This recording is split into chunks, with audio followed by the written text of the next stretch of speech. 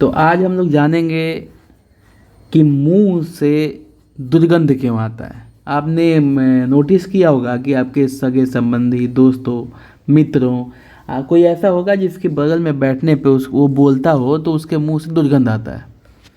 तो ये इसके बारे में हम लोग आज अध्ययन करेंगे कि आखिर ऐसा होता क्या है। तो आइए शुरू करते हैं। क्या लिखा है?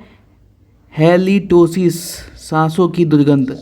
साइंस की भाषा में इसको क्या बोलते हैं? मुंह से बदबू आने को क्या बोलते हैं? हेलिटोसिस।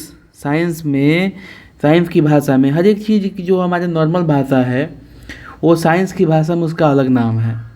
तो उसी प्रकार मुंह में बदबू आने का साइंस की भाषा में है हेलिटोसिस।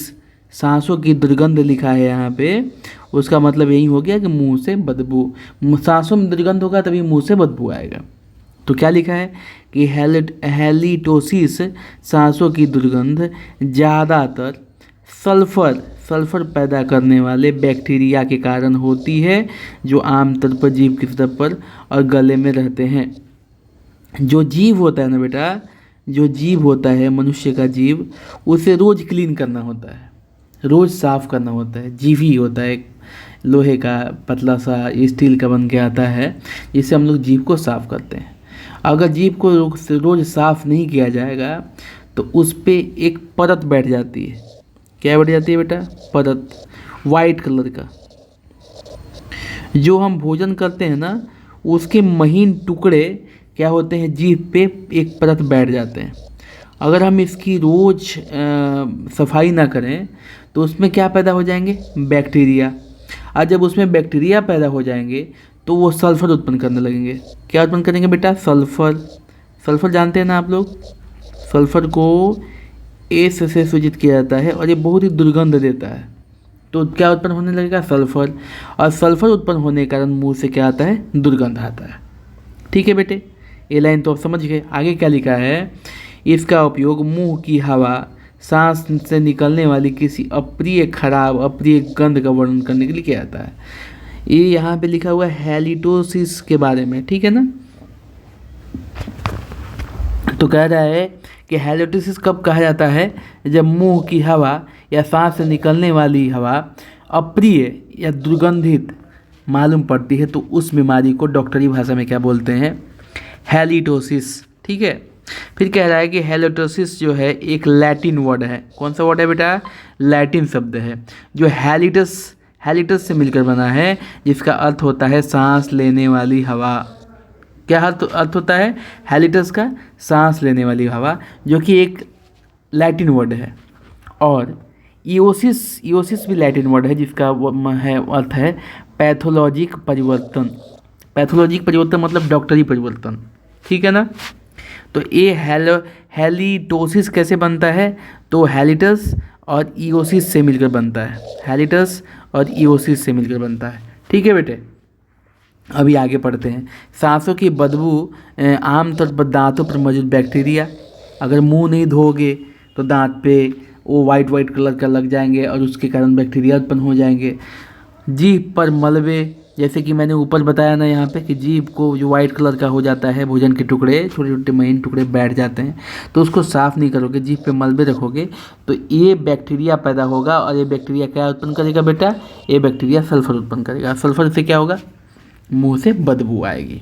आगे क्या कह रहा है? मुंह से दुर्गंध के अधिकांश मामले, ठीक है, खराब मौखिक स्वच्छता क्यों आता है? किसके मुंह से आता है? जिसके मुंह की स्वच्छता अच्छी नहीं होती, साफ सफाई बढ़िया से नहीं होता। मसूड़ों की बीमारियां, जैसे मसूड़ों में सूजन, मसूड़ों की बीमारियां हैं। पेरियोडोंटाइटिस है। पेरियोडोंटाइटिस होता है बेटा एक तरह की दांत की बीमारी होती है, जैसे दांत का पक जाना, पायरिया टाइप। ठीक है ना। और शुष्क मुंह से जुड़े होते हैं। अगर मुंह हमेशा सूखा हो जाता है, अगर मुंह आपको हमेशा प्यास लगती है, मुंह चिपचिपा हो जाता है, उस केस में क्या होता है कि सूखे मुंह में ज़्यादा तौर पे लाल ग्रंथियाँ बनने लगती है। और लाल ग्रंथि ज़्यादा, क्योंकि मुंह को उसे नमी में रखना है। और ऐसी स्थिति में क्या होता है बेटा कि लार कम पड़ जाता है और उसकी वजह से मुँह शुष्क मुंह में गंदगी आने लगती है। नीचे के लाइन में मैंने लिखा है कि शुष्क मुंह एक ऐसी स्थिति है जिसमें लार ग्रंथियाँ आपके मुंह को नम रखने के लिए पर्याप्त लार नहीं बना पाती।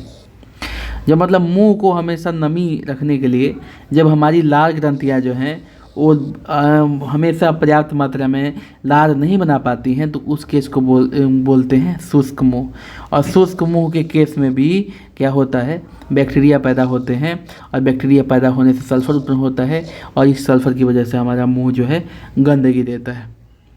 यहाँ पे एक अच्छी चीज़ें लिखा है बेटे, बहुत अच्छी चीज़ें लिखा है यहाँ पे। एक ये चीज़ें हैं कि हैलिटोसिस जो है संक्रामक नहीं है, मतलब अगर आपके दोस्त में है तो आप में नहीं फैलेगा, अगर आपके वाइफ में है तो आपके नहीं फैलेगा, दोस्त संगति किसी रिश्तेदारी में भी है तो आप में नहीं फैलेगा।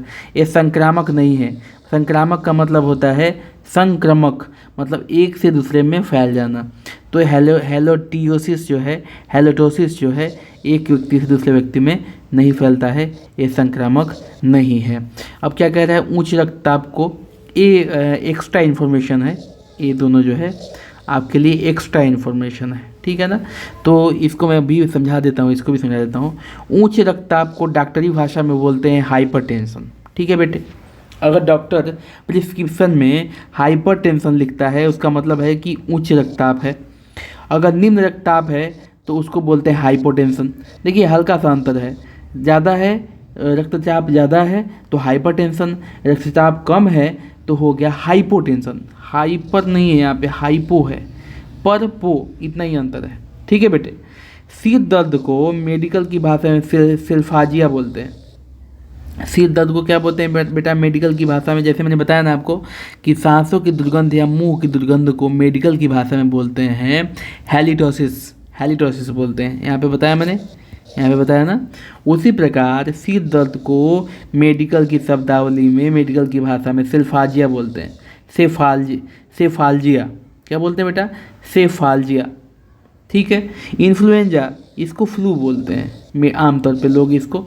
इन्फ्लुएंजा मेडिकल की भाषा है, ये है मेडिकल की भाषा इन्फ्लुएंजा, ठीक है। और फ्लू जो है आमतौर की भाषा है, लोग फ्लू बोलते हैं लेकिन उसको मेडिकल में क्या बोलते हैं, इन्फ्लुएंजा बोलते हैं, ठीक है बेटे। तो अभी के लिए इतना ही, कल फिर कुछ नया टॉपिक लेकर आप लोगों के सामने आऊँगा। तो आपको पता चल ही गया होगा कि मुंह में बदबू क्यों आता है, सांस में बदबू क्यों होता है, क्योंकि मुंह में बैक्टीरिया जो है सल्फर पैदा करते हैं, सल्फर से दुर्गंध आती है, ठीक है बेटे। Thank you.